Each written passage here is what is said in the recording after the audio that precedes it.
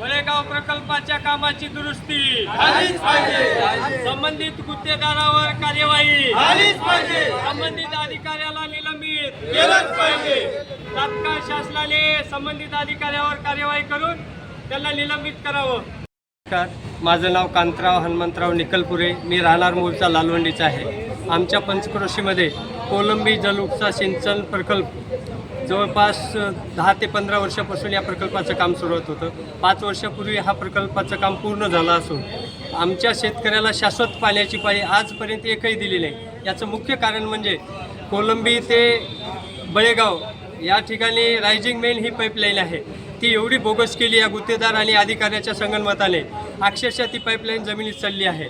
पाईपलाईनचं पाणी चालू केल्याच्या नंतर 25 ते 30 ठिकाणी लिकेजेस होऊन अक्षरशः हजारो लाखो लिटर पाणी वाया जात आहे.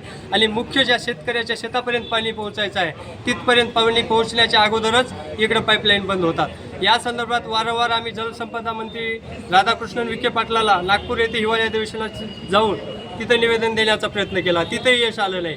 आणि आदरणीय आमच्या मतदारसंघाचे आमदार राजेशजी पवार यांना सुद्धा निवेदन दिलं, अद्याप आम्हाला कुठलाच न्याय मिळाला नाही.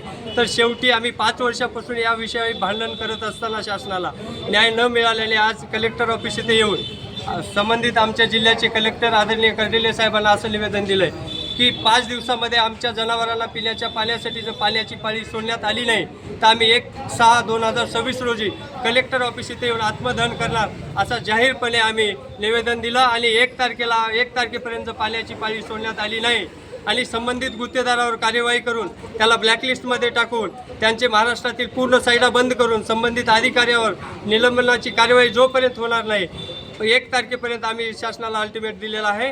तोपर्यंत जर या गोष्टी झाल्या नाही तर आम्ही 1 तारखेला कलेक्टर ऑफिस जिल्हाधिकारी कार्यालय येथे येऊन आत्मदहन 100% करणार म्हणजे करणार.